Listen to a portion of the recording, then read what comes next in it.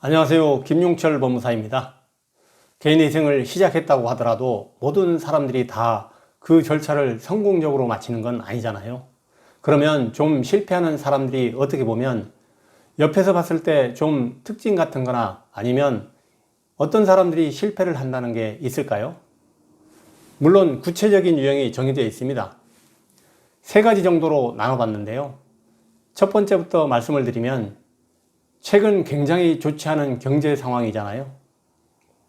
얼마 전 한국은행 총재 발표에 따르면 올해 기대 성장률은 1.5%. 1.5%면 금융위기를 제외하고는 우리나라 역대 최저의 성장률이, 그만큼 상황이 안 좋다 보니까 기업에서는 구조조정을 많이 해서 실직하는 근로자들도 많이 생기고 자영업자들 역시 소득이 없어서 폐업하는 경우가 많이 발생을 합니다. 개인회생 실패 유형 첫 번째는 개인회생 도중 실직 또는 폐업하게 되는 경우. 왜냐하면 이미 제출하고 인가받은 변제 계획안에 따라서 기존 소득을 바탕으로 한 달에 얼마씩 변제하기로 약속이 다 되어 있는데 실직을 하게 되면 소득이 없어지니까 변제를 할 수 없는 거죠. 그렇게 해서 변제금 미납으로 인해 폐지되는 경우가 꽤 많습니다. 그럼 그런 사정도 안 봐주는 건가요? 사정을 봐주는 게 딱 하나 있습니다. 특별 면책제도. 이러한 갑작스러운 실직이나 경제 사정으로 인해 폐업이 이 채무자가 도저히 예측할 수 없는 것이었고 변제금이 절반 이상을 이미 납입한 상태라면 법원에 신청해서 받아볼 수 있는 게 특별 면책 허가입니다. 하지만 항상 허용되는 것이 아니라 법원이 허가상으로 일률적으로 적용될 수 없고 봐주지 않는 것이 회생법원의 기본 입장입니다. 그 다음 두 번째 경우는 실직은 하지 않았어요. 그리고 폐업도 하지 않았는데 개인회생 두 번째 경우는 무리한 변제계획안으로 인가결정을 받은 경우입니다. 이를 조금 더 쉽게 설명을 드리면 법원에 제출한 변제계획안이 한 달에 200만 원이 월급을 벌고 있는 채무자가 한 달에 100만 원씩 60개월을 변제하는 변제계획안을 제출한 경우인데요. 기본적인 최저생계비는 작년 기준으로는 133만 원인데 200만 원 중 100만 원을 법원에 낸다면 그 남은 100만 원으로 60개월을 사는 것이죠. 이거는 사실상 불가능합니다. 법원에서 정한 최저생계비는 올해 143만 원, 작년 133만 원입니다. 이걸로 생활하기도 힘든데 이것보다 훨씬 낮은 금액으로 생활하라. 물론 단기 3, 4개월은 가능할지 몰라도 5년이라는 장기간 유지는 어렵습니다. 왜 이런 변제기간이 나올까? 사실은 안 나오는 거 아닌가? 실제로 저희가 맡은 사례 중에서 이런 요구가 있었습니다.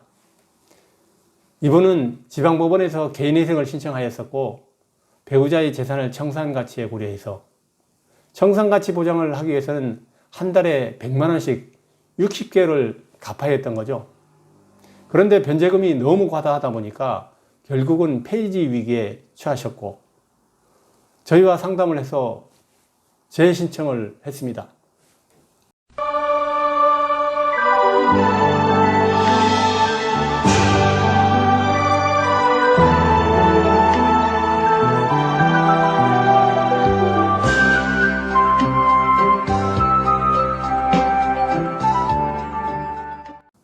그런데 저희가 사건을 보니까 해당 채무자의 경우 배우자의 재산을 청산가치에 더할 필요가 없었습니다. 왜냐하면 배우자가 결혼하기 전부터 가지고 있던 재산이기 때문이었죠. 굉장히 심플한 것이었는데 그 부분을 놓쳐서 이분은 조금 무리한 변제계획안을 인가받았고 저희와 다시 해서 이 사람이 할 수 있는 변제계획안 한 달에 70만 원씩 36개월 변제하는 변제계획안으로 재인가 받았죠. 마지막으로 세 번째가 요새 정말 많이 발생하는 경우인데요. 개인위생 실패 유형 세 번째는 개시 결정이 늦어져 변제금을 미리 모아두지 않는 경우입니다. 3개월, 5개월, 10개월이 지난 다음에 개시 결정을 받아서 밀리는 7개월치 변제금을 납부하려다 보니까 모아둔 돈이 없는 거예요. 이게 저는 유튜브를 통해서 상당히 많이 말씀을 드렸지만 안내를 안 하는 사무실이 꽤 많습니다. 이것은 정말 중요한 것입니다. 개인회생은 신청을 하고 단순히 내가 3개월, 5개월, 7개월, 10개월을 버티겠다가 아니라 개인회생 기간을 정상적으로 맞춰서 채무를 탕감받고 면책받기 위한 것이 목적인 거죠. 변제금을 제때 납입을 하지 못하는 상황이 발생하다 보면 예상치 못하게 기각을 당해서 비용을 들여서 재신청할 수밖에 없는 채무자가 원치 않는 상황이 발생할 수도 있습니다. 그래서 특히 요즘에 개인회생을 신청하신 분들은 자신이 언제부터 변제금을 납입할 의무가 있는지 꼭 따져보시고, 잘 모르시겠다면 사건을 맡긴 사무실에 반드시 확인해 보시고 그때부터 돈을 모아두셔야 합니다. 사람 심리라는 게 돈이 있으면 쓰게 됩니다. 특히 개인회생을 하시는 분들은 소비 습관이 잘못된 분들이 많습니다.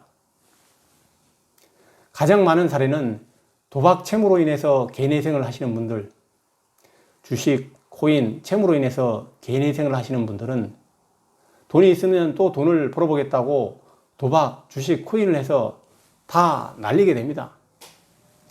그러면 개시 결정이 막상 나오더라도 돈을 낼 수가 없죠. 그래서 폐지되는 경우가 많이 발생하기 때문에 꼭 유념하시고, 개인회생에서 변제금을 내야 하는 그 시기, 신청일 기준으로 90일 뒤부터는 변제금만큼의 돈은 내 돈이 아니다라고 생각하고 다른 통장에 옮겨 놓는 것을 추천드립니다. 오늘도 유익한 영상이 되었기를 바라고 다음에 더 좋은 영상을 준비해서 찾아뵙겠습니다. 김용철 법무사였습니다. 감사합니다.